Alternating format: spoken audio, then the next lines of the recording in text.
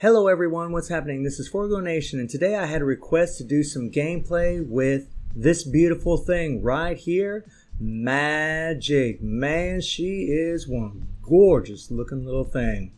And whenever this uniform came to the game, I was really excited. I was excited for all the Phoenix 5.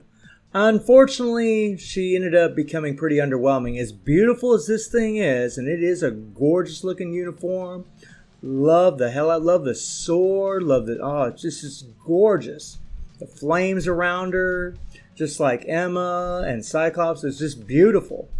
But they really didn't do her justice, to be perfectly honest. So let's just run through the build and we'll just talk about her. But she does have a unique kit, and that is something I do like about her. But at the same time, there's things about the kit I don't like, and we'll get into that. She has 27,000 energy attack. She has 125 attack speed, 41 crit rate, 176 critical damage, and more or less max ignore defense. Not the greatest stats, but decent. And then she has max skill cooldown. She has, let me look here, I think she has 5-star Urus on her. Yeah, she has 5-star energy attack Urus on her, nothing else. So she could be built a little bit better for sure. She doesn't have an optimal build. First and last gear are 25. She is a level 70. And this is where it gets really interesting. I actually like her kit, except for this right here. Energy, physical, flame, energy. So the thing about Magik that's really confusing is, what obelisk do you put on her? I mean, she only has one flame damage skill. There's 3 other skills that have energy damage, and then you get a physical damage dealing skill.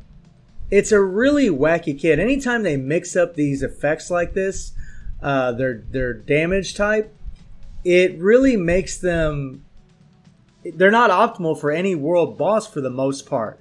It really kind of sucks. You know, Thanos would be an exception to the rule, but it's not like she's going to go real high against Thanos, which kind of sucks. I wish she did, but she doesn't.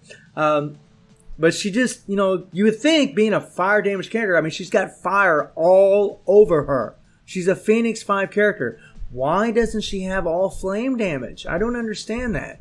Why?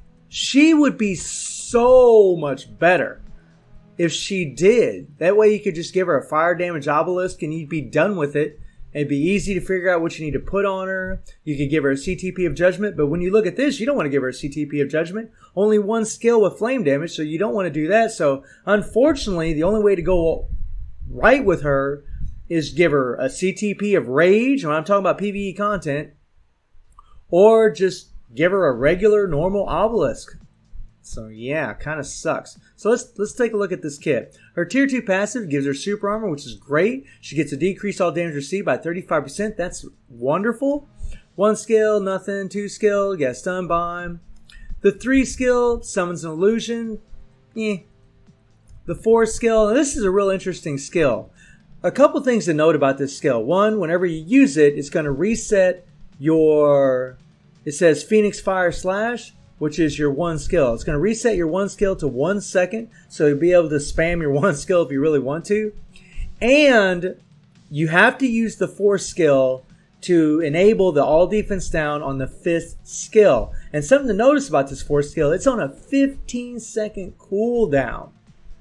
Man, that's crazy. 15-second cooldown. Now, for what we're going to do today, that's not a big deal because we're going to be using the co-op with the all defense down strikers, and by the time we get down to the all defense down strikers, this 4 skill will be ready to go, so it's not a big deal. But it does kind of, I wish it was just really on a 8-second cooldown. That'd be a lot better in my opinion. But it is interesting that it resets the 1 skill to 1-second cooldowns, and it does enable the all defense down on the 5th skill. You got the 5 seconds of invincibility, which is great. I really wish this was super armor, immunity to all damage, because she gets native super armor in her kit. So if this was immunity to all damage, she would not be able to get debuffed by Thanos when he throws his blue balls out. That would be great. This all defense down would be awesome too, but it doesn't apply to world boss, only Shadowland. So when you look at her kit, you just think, she's just mainly a Shadowland character. You look at her passive, increase all attack by 15%, all speed by 10, crit rate by 15%. So if you have 60% crit rate. You're going to max out her crit rate for the most part. It's on a 10-second cooldown. And something else that's really cool about her kit, every time you use 3 skills, you're going to get a heal. That's great. You're going to get a heal. That's freaking wonderful. Leadership, 13% crit rate buff. Now let me show you all something here. Show you that all defense down real quick. So if you notice, I'm going to hit the 5th skill, and you're not going to see any all defense down. No all defense down. Nothing. Zero. Now let's hit our 4. We'll just wait a little bit so everybody can see everything. Now we're going to hit our 5. And look. Boom. All defense down. Crazy, huh? It's a unique kit, and that's something I really like about Magik. I really like that Netmarble did put some effort into giving her a unique skill set. It's just they shouldn't have mixed all of her damages up like that. They shouldn't have gave her 3 energy and a physical and a flame. It should have been just all flame or all energy. Really should have been flame, considering Phoenix 5. It's just wacky as hell. And then her ISO 8 set, she has a stage 5 Power of Angry Hawk set. And I'm rocking a critical damage with dodge, 180% damage proc. It's actually a decent obelisk. And this is what I would go with her for PvE, especially if you don't have a rage. And I really doubt anybody's going to put a rage on her anyways. But she would be way better. Way better. A rage would jack her up easily 10 stages in World Boss. Easily. Especially against Ebony. And that's who we're going to be taking on today. Now, she's not optimal for Ebony, but she's not optimal for anybody.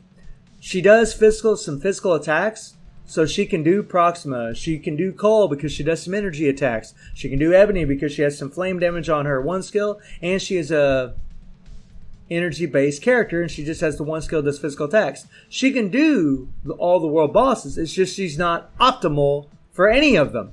She's not optimal for any of them. You could make the argument, maybe for Quicksilver, she would be alright, but she doesn't have any ignore dodge in her kit. So you're going to have ignore dodge strikers, or have a CTP of energy on her, or have ignore dodge on her obelisk.